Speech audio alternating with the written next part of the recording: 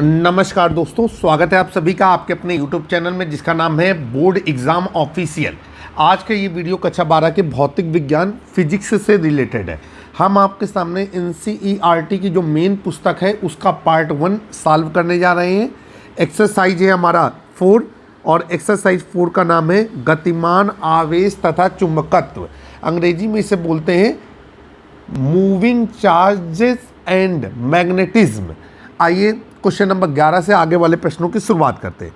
Question number 11 आपकी screen पर देखिए। क्वेश्चन नंबर 11 में क्या कह रहा है, यहाँ पर क्वेश्चन नंबर 11 में उन्होंने कहा है कि एक प्रकोष्ठ में 6.5 G और यहाँ पर इन्होंने बताया है कि 1 G का मान 10⁻⁴ टेस्ला के बराबर है का एक समान चुंबकीय क्षेत्र बनाए रखा गया है। इस चुंबकीय क्षेत्र में एक इलेक्ट्रॉन 4.8 × 10⁶ मीटर प्रति सेकंड के वेग से क्षेत्र के लंबवत भेजा गया है। व्याख्या कीजिए कि इस इलेक्ट्रॉन का पथ वृत्ताकार क्यों होगा। वृत्ताकार कक्षा की त्रिज्या भी ज्ञात कीजिए। स्मॉल e मतलब एक इलेक्ट्रॉन पर जो आवेश है वो 1.6 × 10⁻19 कूलाम का है, ठीक है।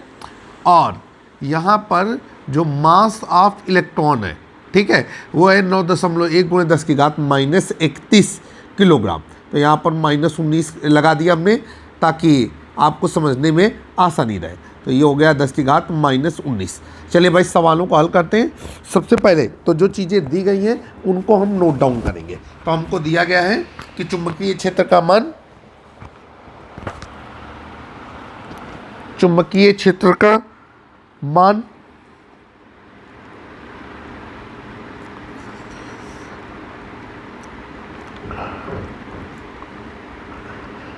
और ये होता है कैपिटल B बराबर 6.5 G और यहाँ पर फार्मूला लगाया कि 1 G बराबर 10⁻⁴ मतलब टेस्ला। तो ये हो गया आपका 6.5 × 10⁻⁴ टेस्ला। आगे चलते हैं। इसके बाद इलेक्ट्रॉन का वेग,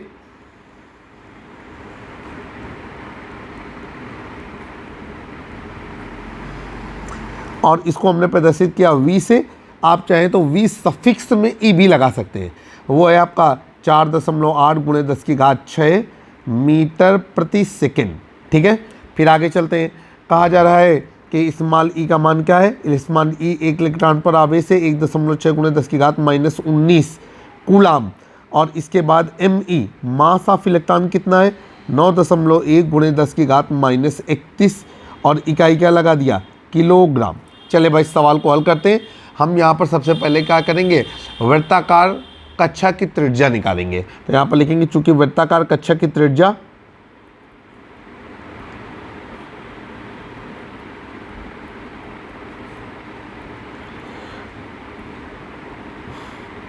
और ये हो गया आपका स्मॉल r बराबर, ये हो गया आपका Me मतलब मास ऑफ इलेक्ट्रॉन, और ये हो गया V इलेक्ट्रॉन का वेग अपॉन नीचे हो गया आपका small e into capital B। चले भाई Me का मान कितना है, ये आपका 9.1 × 10⁻31। V का मान 4.8 × 10⁻6। इसके बाद स्मॉल e का मान 1.6 × 10⁻19 और B का मान ये है आपका 6.5 × 10⁻4। 6.5 × 10⁻4। आइए अब इसे हल करते हैं। देखिए ये 3 बार में कट गया, ठीक है।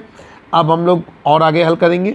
तो ये हो गया आपका 3 एकम 3 9 3 27। तो हो गया 27.3 × 10⁻31 प्लस 6, ठीक है, अपॉन नीचे हो गया आपका 6.5 × 10⁻19 -4। ये हो गया आपका 27.3 × 10⁻25, ठीक है, अपॉन नीचे हो गया आपका 6.5 × 10⁻23।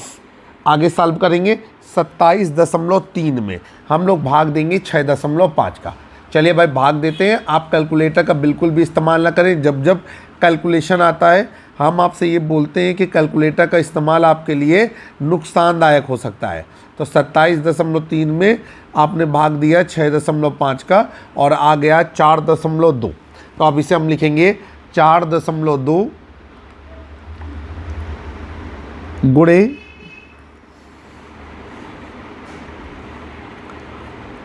10⁻25 प्लस 23 और ये हो गया आपका 4.2 गुणे 10⁻−2। ठीक है, और इकाई क्या लगा दिया, मीटर। तो आप लिख देंगे यहाँ पर कि इलेक्ट्रॉन का जो वृत्ताकार पथ है उसकी त्रिज्या 4.2 गुणे 10⁻−2 मीटर होगी। और आपसे कह रहा है ऐसा क्यों रहेगा, तो भाई उसका सिंपल सा एक कारण है कि चुंबकीय क्षेत्र के लंबवत प्रवेश करने वाले जो इलेक्ट्रॉन हैं वो चुंबकीय बल, इन पर चुंबकीय बल सदैव वेग के लंबवत रहने के कारण जो है इसका इलेक्ट्रॉन का पथ अपने आप कैसा हो जाता है, वृत्ताकार। तो ये जो हमने तर्क बताया उस तर्क को आप यहाँ पर नोट डाउन करेंगे। आइए नोट डाउन करते हैं। तो हमने उस अपेक्षित उत्तर का मान लिख दिया है जो इसके कारण को व्यक्त करता है कि इलेक्ट्रॉन का पथ वृत्ताकार क्यों होता है। अब हम लोग चलेंगे क्वेश्चन नंबर 12 पे। क्वेश्चन नंबर 12 आपकी स्क्रीन पर। क्वेश्चन नंबर 12 में क्या कहा जा रहा है, सबसे पहले तो ये कह रहा है कि क्वेश्चन नंबर 11 में यदि वृत्ताकार कक्षा में इलेक्ट्रॉनों के परिक्रमण आवृत्ति को प्राप्त करना है तो क्या करेंगे। क्या यह उत्तर इलेक्ट्रॉन के वेग पर निर्भर करता है, आप व्याख्या कीजिए। तो भाई जो क्वेश्चन नंबर 11 है सेम टू सेम उसी का एक हिस्सा क्वेश्चन नंबर 12 पे है। आइए उस हिस्से को हल करने की कोशिश करते हैं। तो एक बार स्क्रीन पे हम फिर से क्वेश्चन नंबर 11 डिस्प्ले कर रहे हैं और उसके नीचे क्वेश्चन नंबर 12 को डिस्प्ले करेंगे ताकि सवाल को आप अच्छी तरीके से समझ सकें। ये तो आ गया आपका क्वेश्चन नंबर 11। अब क्वेश्चन नंबर 12 को हम यहाँ पर इसके नीचे टाइप करते हैं। ये है क्वेश्चन नंबर 12। क्वेश्चन नंबर 12 मुख्य रूप से यही है जिसमें ये कहा गया है कि क्वेश्चन नंबर 11 में वृत्ताकार कक्षा में इलेक्ट्रॉन के परिक्रमण आवृत्ति भी ज्ञात कीजिए आप। ठीक है, चलिए भाई अब हम लोग कैसे क्या करेंगे जरा समझते हैं। तो यहाँ पर लिखेंगे कि इलेक्ट्रॉन की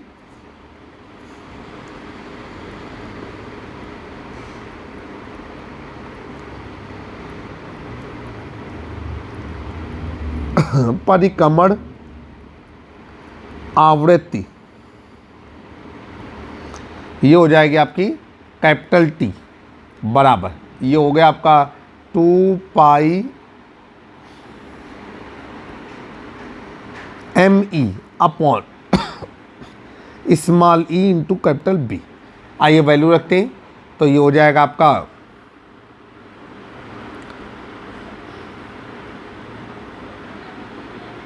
अच्छा ये देखिए परिक्रमण आवृत्ति वो स्मॉल ये जो हमने नोट डाउन किया है ये हमारा परिक्रमण आवृत्ति न होकर के परिक्रमण आवर्तकाल है। ठीक है, तो यहाँ पर हमने लिख दिया स्मॉल n।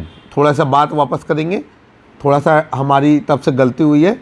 ये परिक्रमण आवृत्ति को स्मॉल n से प्रदर्शित करेंगे, ये हो जाएगा 1 बटा परिक्रमण आवर्तकाल। ठीक है, तो ये हो जाएगा n बराबर 1/t। नीचे लिखेंगे चूंकि परिक्रमण आवर्तकाल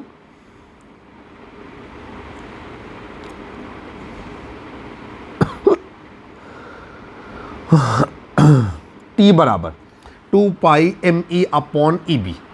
अब ये हो जाएगा आपका, इसलिए n बराबर 1/t।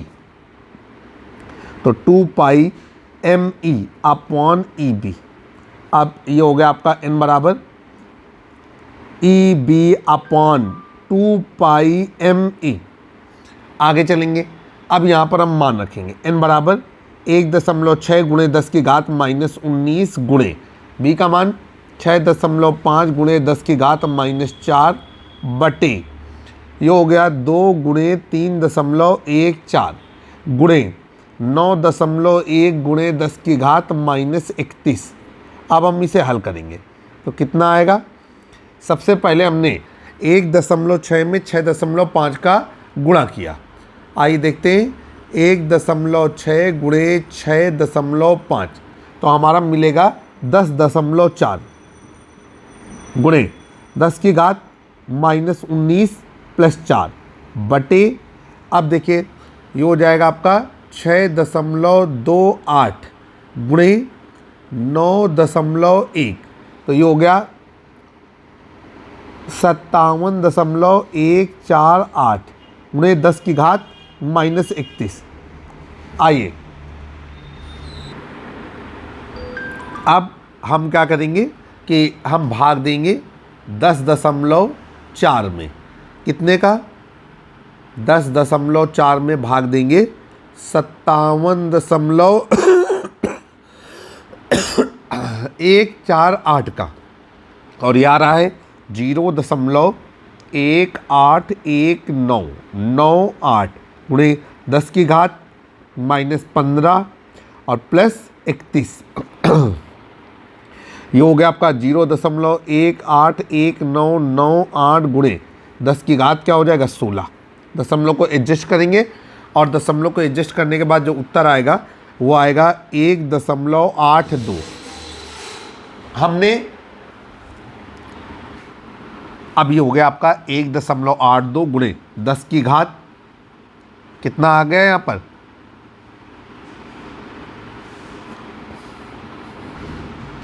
एक जगह आंशिक सुधार की ज़रूरत है।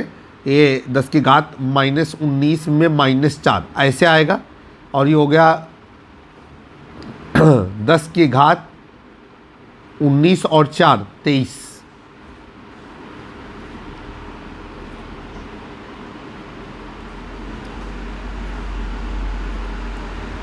+31 और ये कितना आ गया आपका 8।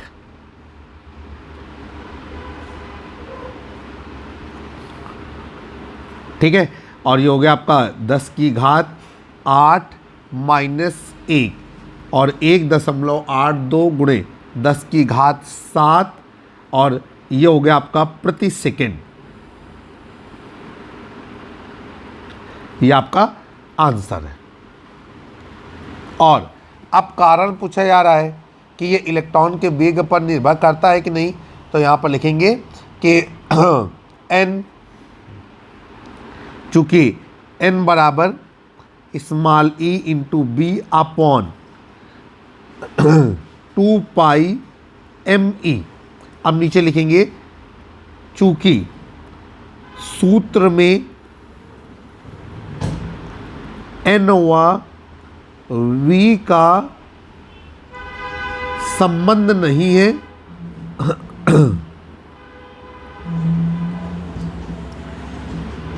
अतः यह वेग पर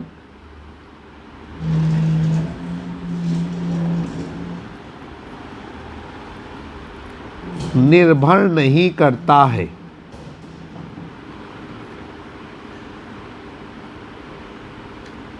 ये हो गया आपका सवाल का उत्तर। अब हम लोग चलेंगे क्वेश्चन नंबर 13 की ओर। क्वेश्चन नंबर 13 आपकी स्क्रीन पर देखिए। क्वेश्चन नंबर 13 में 2 पार्ट हैं। सबसे पहले क्वेश्चन नंबर 13 के पार्ट नंबर 1 की बात करते हैं, जिसे ए कहा गया है। क्वेश्चन है कि 30 फेरों वाली एक वृत्ताकार कुंडली जिसकी त्रिज्या 8 सेंटीमीटर है और जिसमें 6 एम्पियर विद्युत धारा प्रवाहित हो रही है, एक टेस्ला के एक समान चुंबकीय क्षेत्र में ऊर्ध्वाधर लटकी है। क्षेत्र रेखाएं कुंडली के अभिलंब से 60 डिग्री का कोण बनाती हैं। कुंडली को घूमने से रोकने के लिए जो प्रति आघूर्ण लगाया जाना चाहिए उसका परिमाण परिकलित कीजिए। आइए भाई, जो जो चीज़ें दी गई हैं नोट कर लेंगे। यहाँ पर लिखेंगे फेरों की संख्या बराबर 30, फेरों की संख्या, और ये कहलाता है आपका कैपिटल N बराबर 30। इसके बाद त्रिज्या, वृत्ताकार कुंडली की त्रिज्या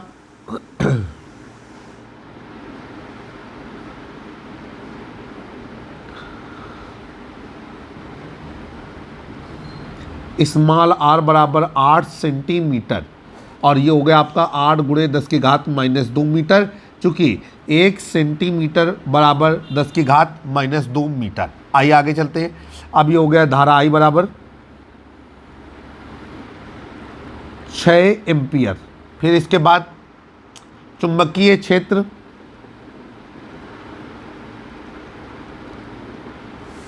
का मान, और ये हो गया आपका B बराबर ये 1.0 टेस्ला। फिर जो कुंडली है वो 60 डिग्री पर रखी हुई है। ठीक है, अब यहाँ पर लिखेंगे कुंडली पर चुंबकीय क्षेत्र के कारण जो बल आघूर्ण उत्पन्न हो रहा है तो यहाँ पर कितना होगा। तो लिखेंगे कुंडली पर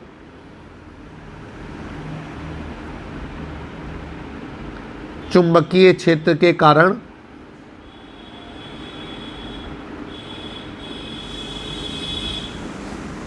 उत्पन्न बल आघूर्ण और ये हो गया आपका टो बराबर NIAB साइन थीटा। ठीक है, अब यहाँ पर चूंकि A बराबर वृत्ताकार कुंडली है और वृत्ताकार आकृति का क्षेत्रफल होता है पाई आर स्क्वायर, तो टो बराबर NI into pi r square into B sine theta, सबका मान रख देंगे। तो ये हो जाएगा आपका N का मान 30, I का मान 6 और ये हो जाएगा 3.14 गुणे R का मान कितना दिया गया है, R का मान दिया गया है 8 गुणे 10 की घात -2 का होल स्क्वायर गुणे 1 गुणे साइन कितना 60 डिग्री। ठीक, चलेंगे आगे। अब ये हो गया आपका 30 गुणे 6 गुणे 3.14 गुणे 8 64 गुणे 10 की घात -4 हो जाएगा गुणे 1 गुणे साइन 60 डिग्री का मान √3/2। ठीक है, अब चलिए भाई इसे हम हल करते हैं। तो सबसे पहले तो हम क्या करेंगे कि ये जो 2 है 2 से 6 को काट देंगे तो ये हो जाएगा 3। अब हम सबका गुणा करेंगे 30 गुणे 3 तो 90 गुणे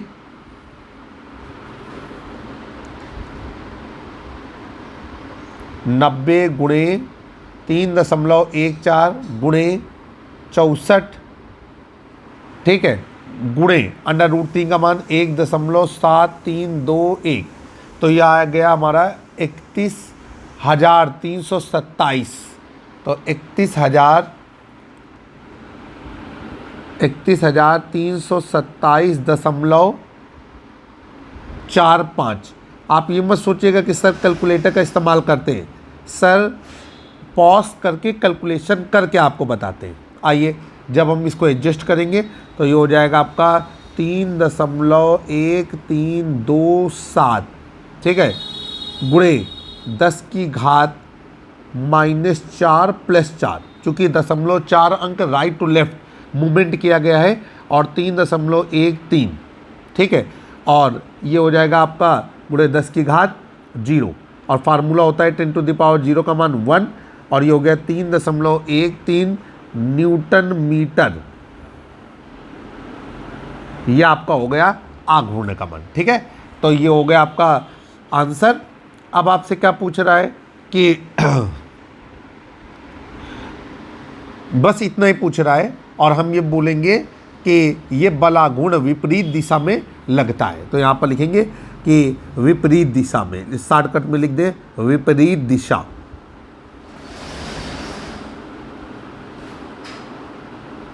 चलिए भाई, अब हम लोग चलेंगे क्वेश्चन नंबर 13 के पार्ट नंबर बी पर। तो क्वेश्चन नंबर 13 और पार्ट नंबर बी आपके सामने